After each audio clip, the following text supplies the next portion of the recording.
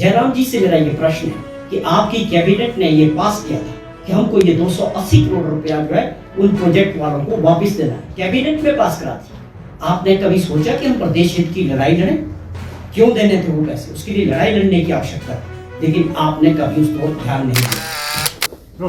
पिछले 1-2 दिन से जिस प्रकार का राजनीतिक माहौल बनाने का प्रयास विपक्ष के नेताओं द्वारा, विशेष तौर पे भाजपा के लीडर्स द्वारा लगातार प्रेस में 3-3, 4-4 लोगों की जिस प्रकार से ब्रीफिंग्स हुई, मैं समझता हूं कि भाजपा की वो अपनी एक मजबूरी हो सकती है। किसी मुद्दे को जिस प्रकार से जयराम ठाकुर जी का, अनुराग ठाकुर जी का काफी तेजी से उसमें मुझे लगता है कि प्रतिस्पर्धा हो रही है। अब जहां तक सवाल है कि जिस प्रकार से अपनी महत्वाकांक्षा के लिए ये लोग प्रदेश की गलत बयानबाजी करके बिना फैक्ट्स के और गलत जानकारी के जरिए या जानबूझकर प्रदेश के लोगों को भ्रमित करने का जो काम विपक्ष के नेता कर रहे हैं, मैं समझता हूं उनको इस पर गंभीरता से एक बार फिर से विचार करने की जरूरत है, क्योंकि ये प्रदेश सभी का है।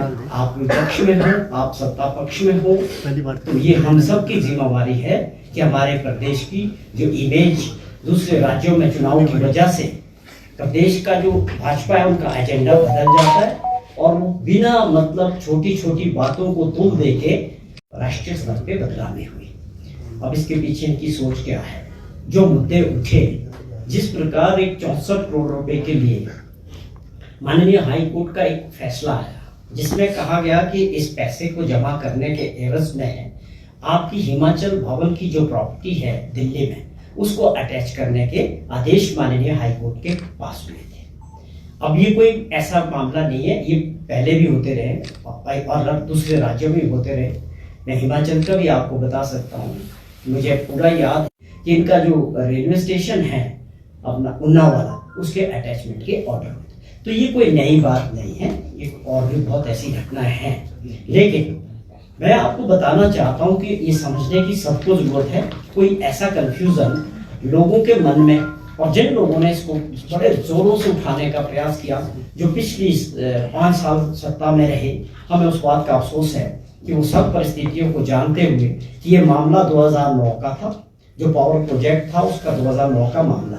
हमारी जो पावर पॉलिसी थी हिमाचल प्रदेश की, उसमें हम ओपन बिडिंग के जरिए जो है पावर प्रोजेक्ट्स अलॉट करते थे और उस कंपनी ने maximum 14.4% share free power government को ऑफर करके, और आप समझे कि जो 20 लाख रुपए पर मेगावाट उसने ऑफर किया कि हम जो है अपफ्रंट प्रीमियम 20 लाख रुपए पर मेगावाट देने को तैयार है और 14.4% शेयर गवर्नमेंट को देने को हम तैयार है। कहने का मतलब उन्होंने मैक्सिमम जो है ऑफर करके उस प्रोजेक्ट को लिया, कंपटीशन हुआ। देखिए, जयराम जी से मेरा ये प्रश्न है कि आपकी कैबिनेट ने ये पास किया था कि हमको ये 280 करोड़ रुपया जो है उन प्रोजेक्ट वालों को वापस देना है। कैबिनेट में पास करा थी। आपने कभी सोचा कि हम प्रदेश हित की लड़ाई लड़ें? क्यों देने थे वो पैसे? उसके लिए लड़ाई लड़ने की आवश्यकता थी, लेकिन आपने कभी उसको ध्यान नहीं दिया। हमारी सरकार ने उसको चैलेंज किया, double bench of high court Himachal Pradesh ने और स्टेट हित ने वो फैसला दिया। वो एक बहुत बड़ी अचीवमेंट थी हमारी सरकार की।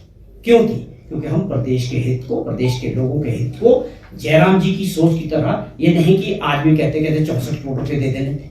64 करोड़ रुपया क्यों देंगे? लीगल बैटल है, हम लड़ाई लड़ रहे हैं और हम पहले इसी तरह का केस जीत चुके हैं और आपकी सलाह है कि हम 64 करोड़ रुपया उस कंपनी को दे दें।